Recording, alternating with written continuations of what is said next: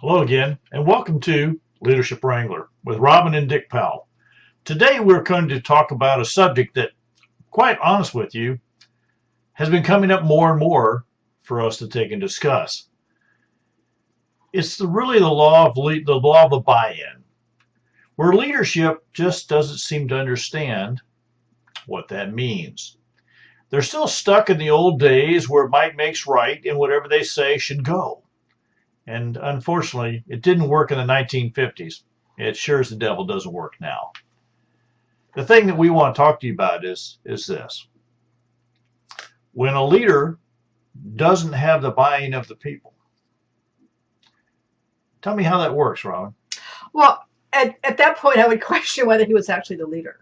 Yeah. He or she. If you are the leader of an organization or a group and people aren't following you, are you not the leader? Are you the only one they have, or can they not get? Are you really the leader? Well, are you paying attention?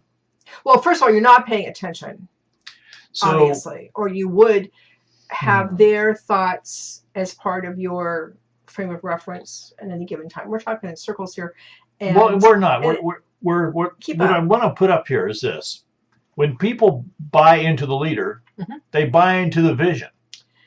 And they have to buy into the leader first before they can buy into the vision. And this is the perception of the leader and what the leader is exhibiting to the people that are following him.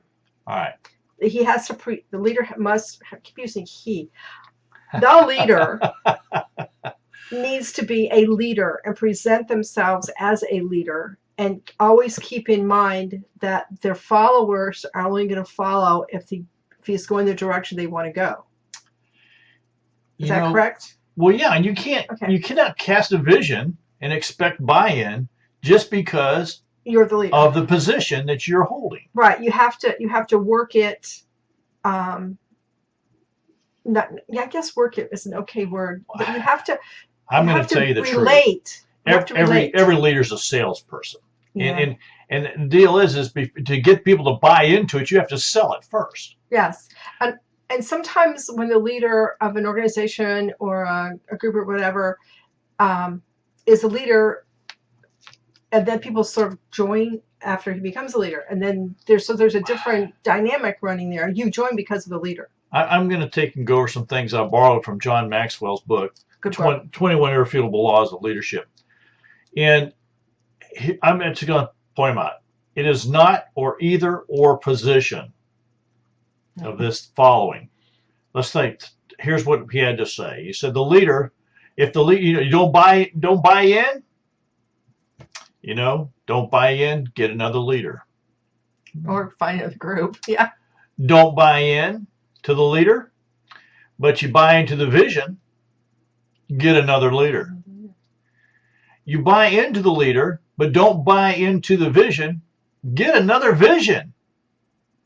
Clean your glasses. And if there's a buy-in for the leader and a buy-in for the vision, get behind the leader. This is so important to talk about to leadership, because what we're seeing is Robin and I are starting to take and work with more religious organizations, and two of them have come up to us with this same problem here lately. Now, when followers don't like the leader or the vision, they look for another leader. Yes. That's just the fact of the matter. When followers don't like the leader, but they do like the vision, they normally look for another leader. But when followers like the leader but not the vision, then change the vision. And here's where it comes into the thought process of, are you doing it in love? Are you doing it for the organization, or are you doing it for yourself? There's the questions that need to have to ask. So personal questions need to be asked. You forgot when followers like the leader and the vision. Yeah. When followers like the leader and the vision, they get behind both. Well, can we interject here and say sometimes when the followers like the leader, but they don't really like the vision, it's because the vision hasn't been evaluated and adapted for current times and situations. But the vision can't just be all about the leader. It can't be all about the leader. It can't be all about something out in space that doesn't mean anything to anybody either. It has to have feet on the ground and be meritorious. This last opportunity that happened, let me explain a little bit. The leader actually wrote down the situation, said this is what we're going to do, took it to the other leadership within the religious organization, and I believe that they were almost afraid to say anything, so it passed. And then they took it to the group of people within the church and expected them to just sign on to it. Well, that didn't happen.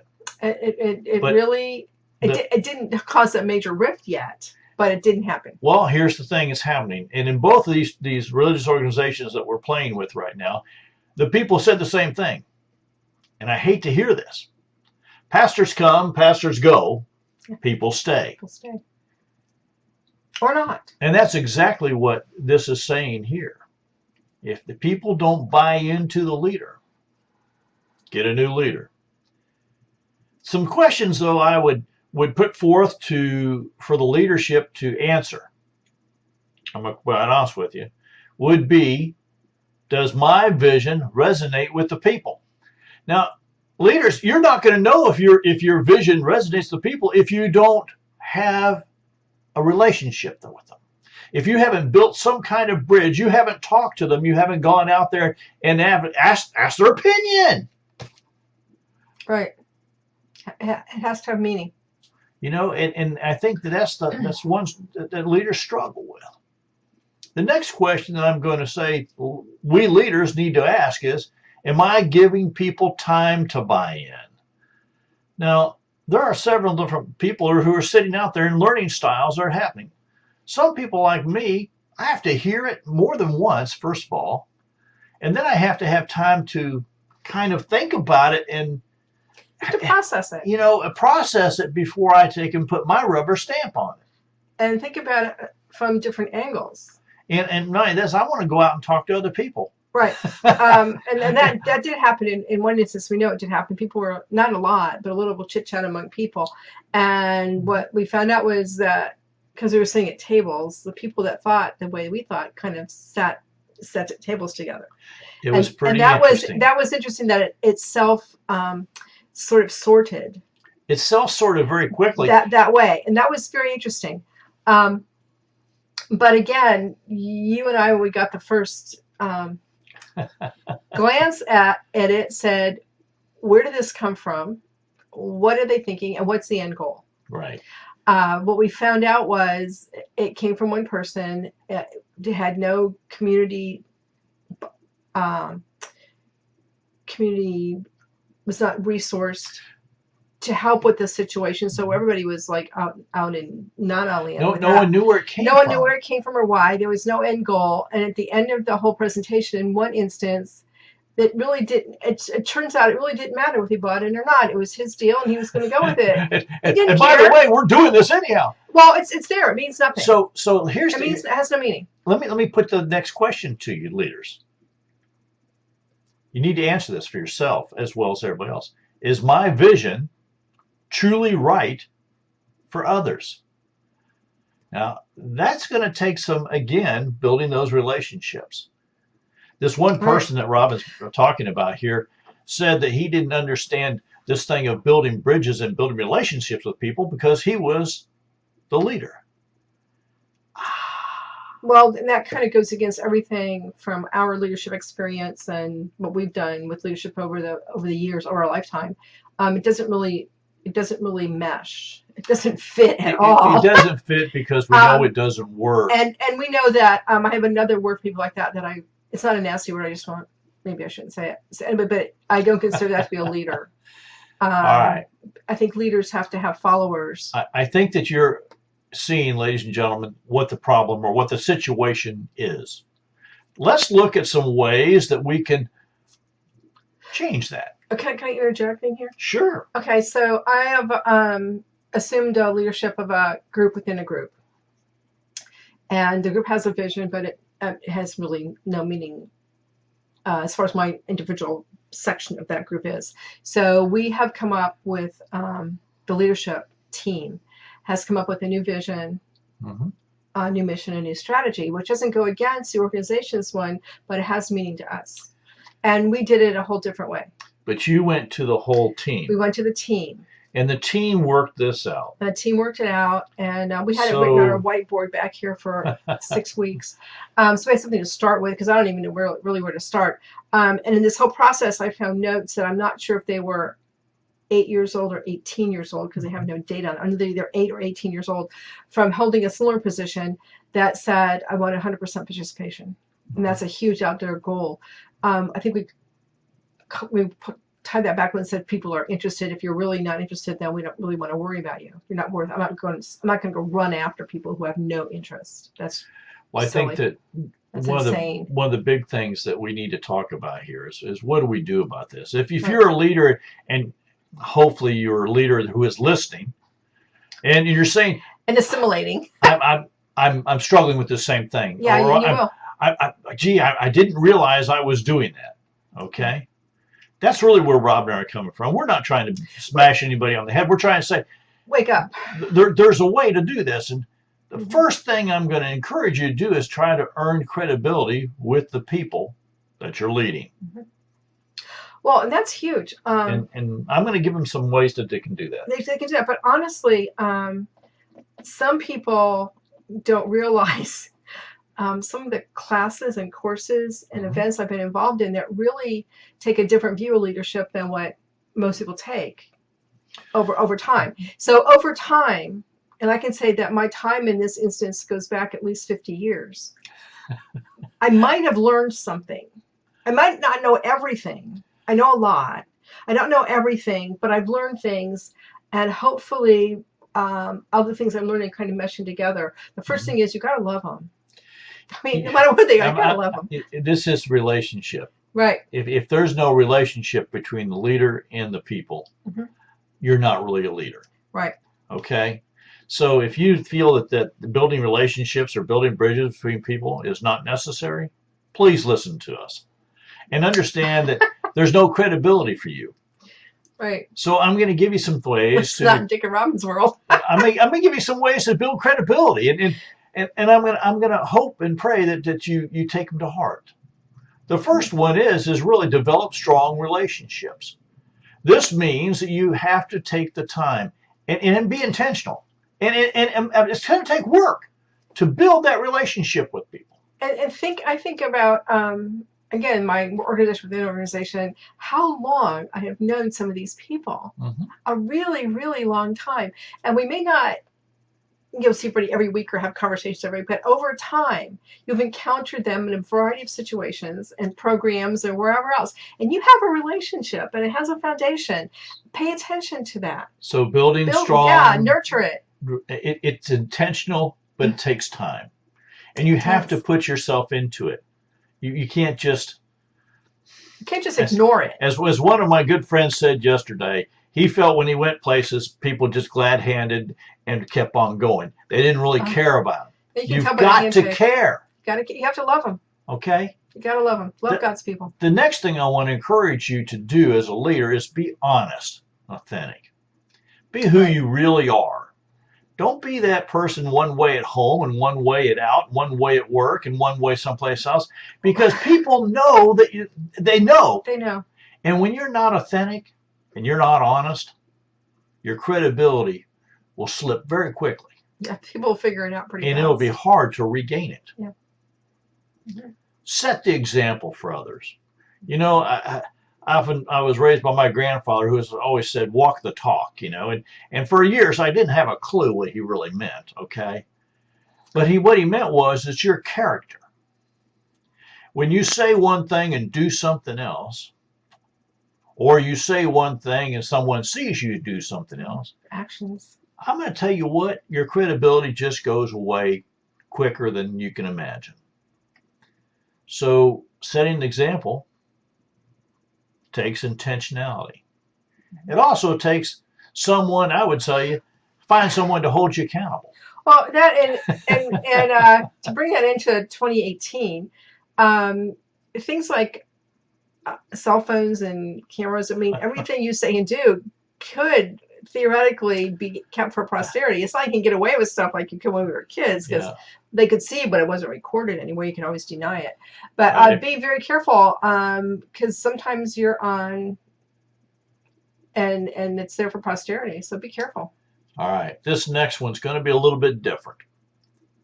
You see, as leaders, we need to provide the tools to gain knowledge from other people and everyone around us, to gain the knowledge that we have that we're trying to put out there, and the encouragement to do so. So what would that look like? Providing the tools. Ongoing continuous learning, and no matter what organization, is one of the most important pieces we can do. Right. And sharing any new information. Well, again, what books are you reading? What books you're reading, who you're hanging around, what seminars you going to. TV, it's not even television shows you're watching. But I was thinking even, like I've said over and over on these programs, I built a heck of a team one time because we all read the same book. And we had weekly telephone calls. When I keep going back to that, you all can have no clue. You have no experience or no frame of reference. If you haven't done this with a group of people, read the same book. Talk about the book on a regular scheduled time frame. It was huge. We are still the best of friends, and it's been 7 or 8 years. I mean, they are my buds. We shared things. The people that didn't do that with us were unintentionally, but basically excommunicated because we had this relationship and they weren't part of it. They refused to read the book and make a phone call. So watch that. I will tell you, Robin did this with a group of ladies.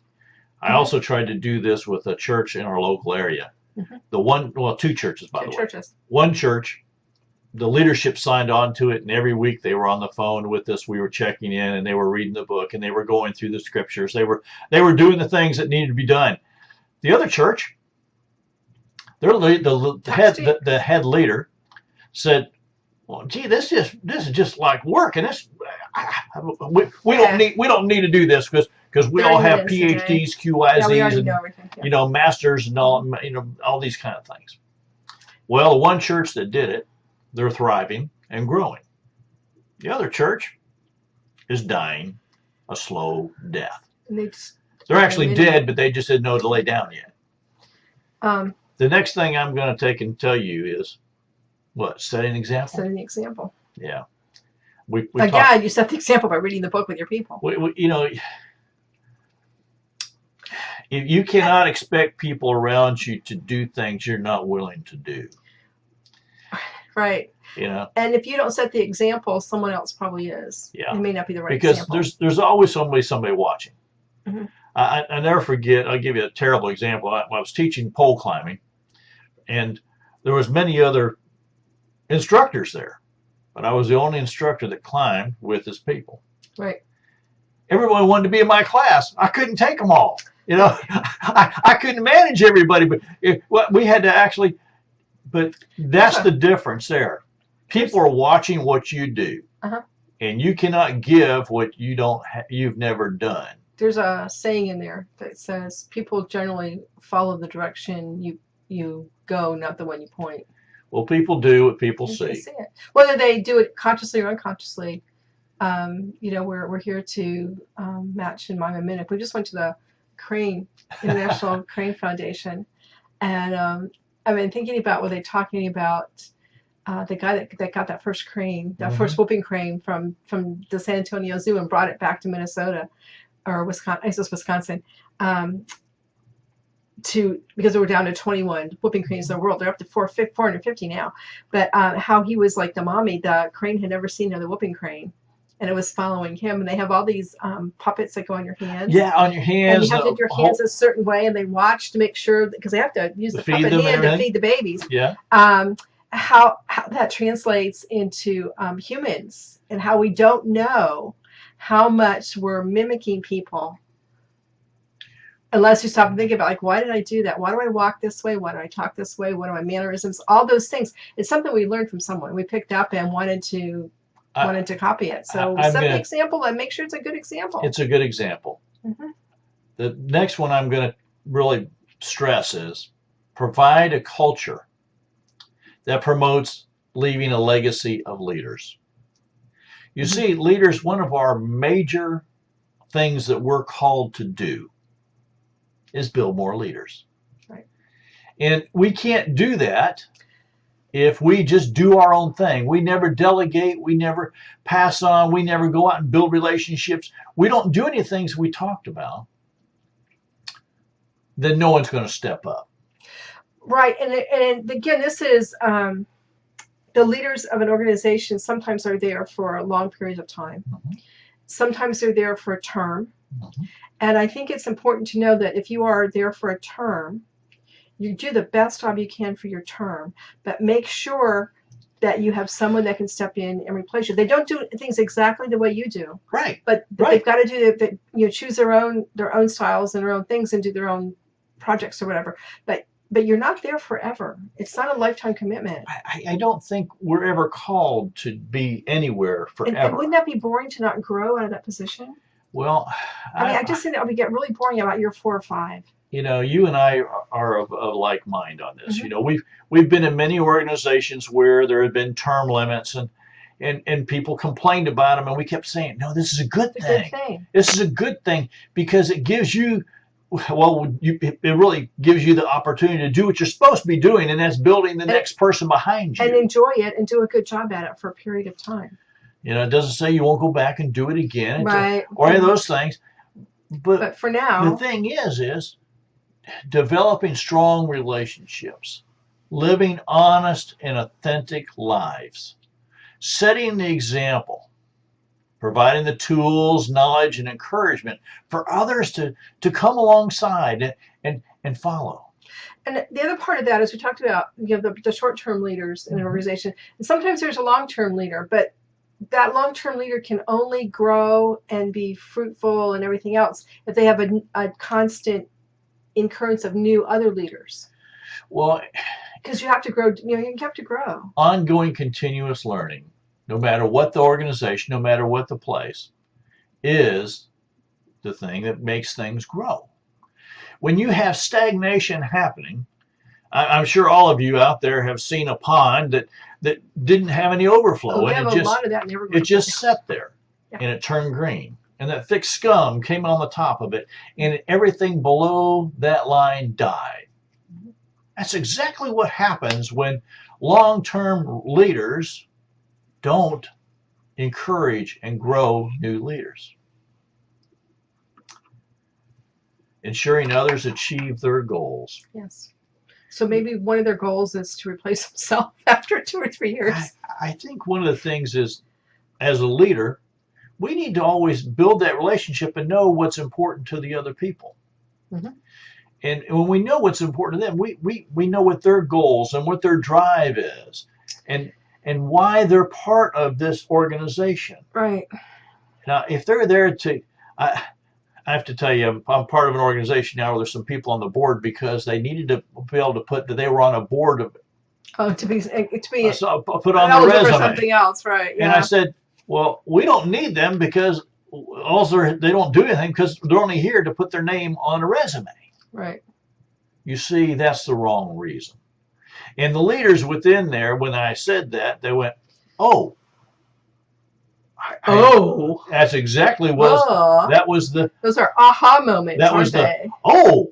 Well, that's why they're not. I know because they're not involved. They're not. But the top leadership needs to recognize. Didn't ask the right question. So you're back to interview process and everything else at that point. We are, but this whole thing of the law of the buy-in, people buy into the leader long before they buy into the vision, and that's the thing. If the leader's not listening or not watching, not aware, I'm going to tell you what, if you're a leader and you're standing in front of a group of people and giving a speech or you're speaking to them, you need to watch their body language. Oh, yeah. You need to not only watch their body language, but watch how they turn to each other and make those little eye to one another. Oh, please.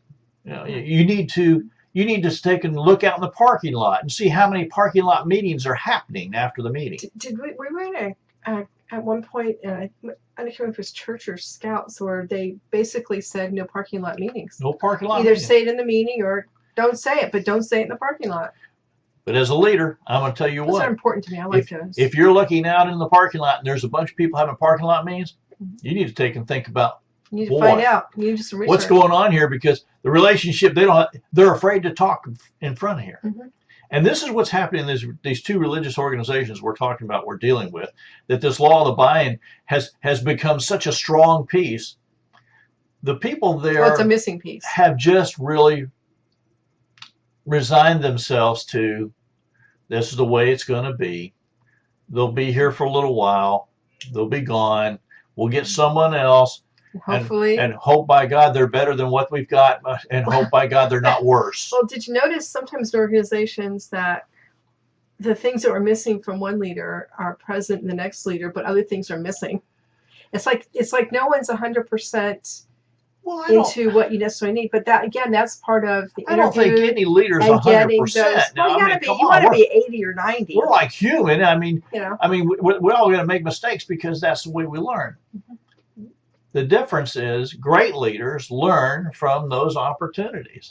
They listen. They look out in the parking lot. They if no one has any new ideas at a meeting, if no one speaks back to says, hey, I'm not so sure we need to do that, or have you ever thought of doing something different, or if they're not doing any of those things. We read some meetings, minutes from a meeting here from a church. Yeah. There were no motions. No motions. There was no action items. And no new business. And no new business. Why do we have a meeting? Now, leaders, I'm going to tell you what. If you've had a board meeting and there's no action items and there's no new business, there's something wrong. That means people are afraid to speak up. And they're afraid to do anything. Or they've been shut down on their ideas for new things so much that they're just not talking anymore. They've been papped on the head too many times, and they're just done. We've all had those experiences. And that's what the people told me in this one church. We've just resigned ourselves. We're going to come every Sunday, but we won't be involved in anything. Do you remember the church that said we're old, and at this point in time, the last living person, please lock the door on your way out? I thought that was horrid the first time I heard it.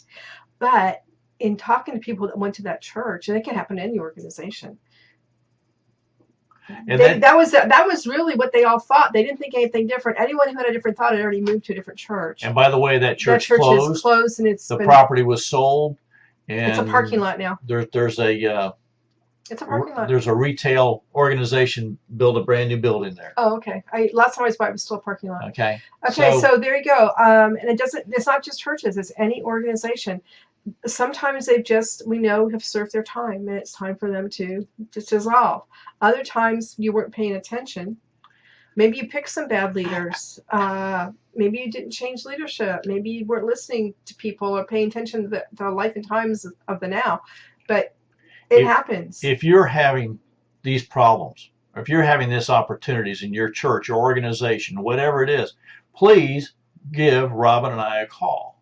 We'll be glad to work with you, because I believe there's some situations.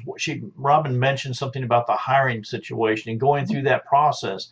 We can help you with that. Well, that's not just hiring your head guy, if that's the case. It's all the places. It's finding all of your leadership. You've got to have a process. If you're just putting people in so as their name and they can breathe and fog and mirror, that's the wrong reason. But we can help you with that. Here at Earth, Wind, Fire, Water Training Development, I'm going to tell you what. This is what we do. This is how we handle it. Rob and I have been in the business of leadership our whole lives. We believe that we can help you help yourselves move on and make it a winner. Robin, you got anything else you want to say before we close up? No, I think I'm about done. No words of wisdom. Again, except I do.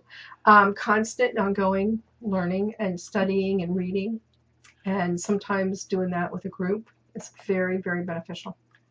Building relationships are the most important things you can do as a leader. If you do have that middle of the night wake up vision, you know what? Share it with people. Bounce it off people. Find out how it goes before you just make a flat statement that this is what you're going to do and expect people to accept it. Well, I see our time is really running short. So on behalf of myself, Dick Powell, and Robin Powell, here at the Leadership Corner, we want to say thank you for tuning in today. Until next time, ride hard, ride fast.